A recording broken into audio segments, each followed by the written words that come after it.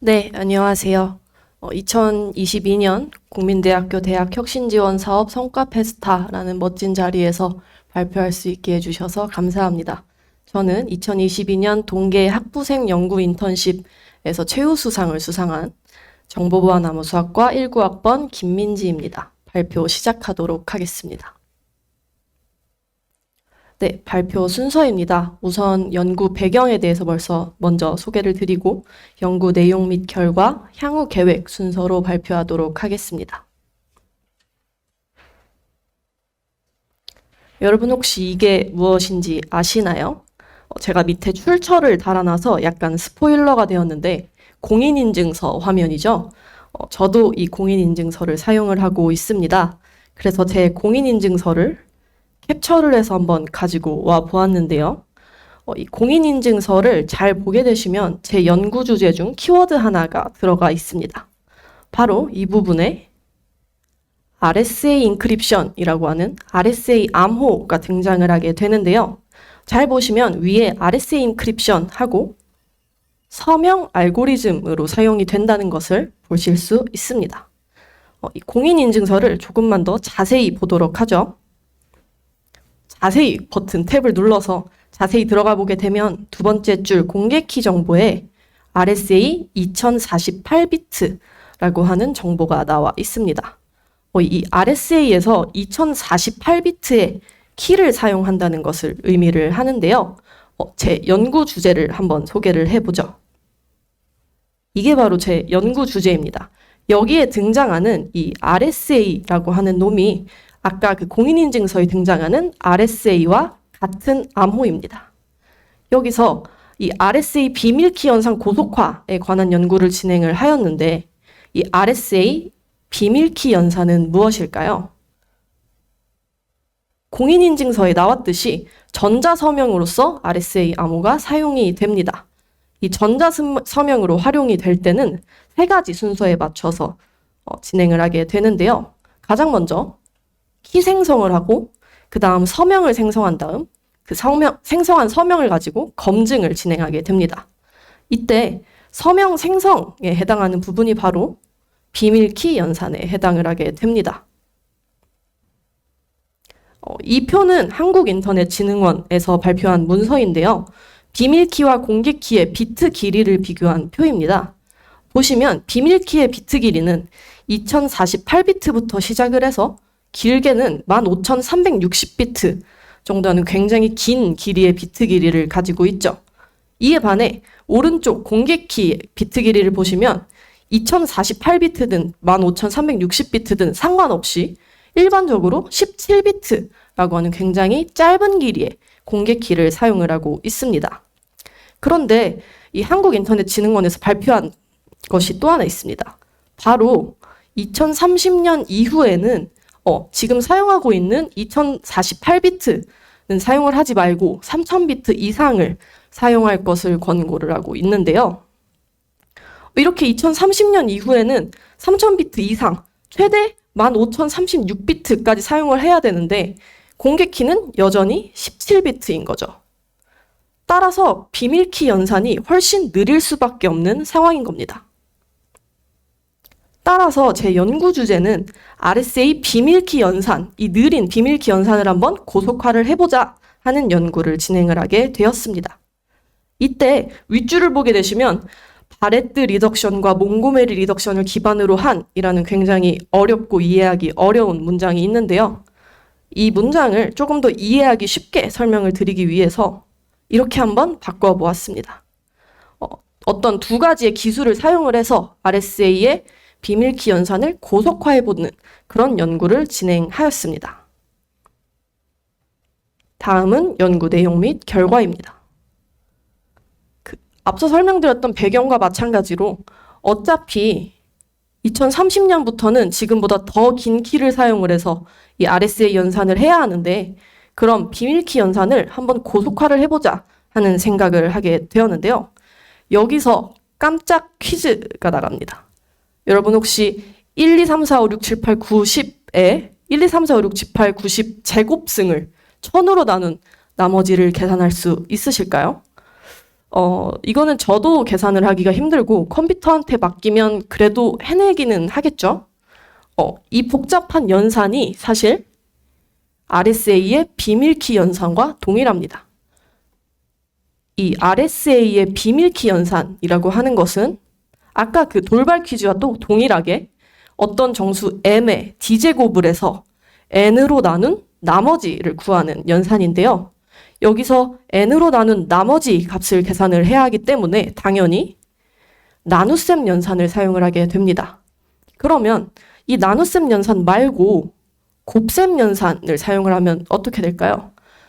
근데 단순히 생각을 해보면 나눗셈 연산이나 곱셈 연산이나 딱히 시간 차이가 크게 나지는 않을 것 같은 느낌이 드는데요. 사실 이론상으로는 나눗셈이랑 곱셈 연산이랑 시간은 동일하게 걸린다라고 이론상으로 적혀 있습니다. 근데 이 곱셈 연산에서 고속 곱셈 알고리즘을 사용을 하게 되면 나눗셈 연산보다 곱셈 연산이 더 빨라지는 상황이 등장을 하게 됩니다. 그래서 아까 설명드렸던 기술 두 가지, 바레트 리덕션과 몽고메리 리덕션, 이 두 가지의 기술은 나눗셈 대신에 고속 곱셈 알고리즘을 활용을 한 좀 더 빠른 곱셈을 사용을 하는 알고리즘이 되는 거죠. 이 바레트 리덕션과 몽고메리 리덕션에 대해 조금 더 자세히 알아보도록 하겠습니다. 이분이 누군지 아시는 분이 없으실 겁니다, 아마도.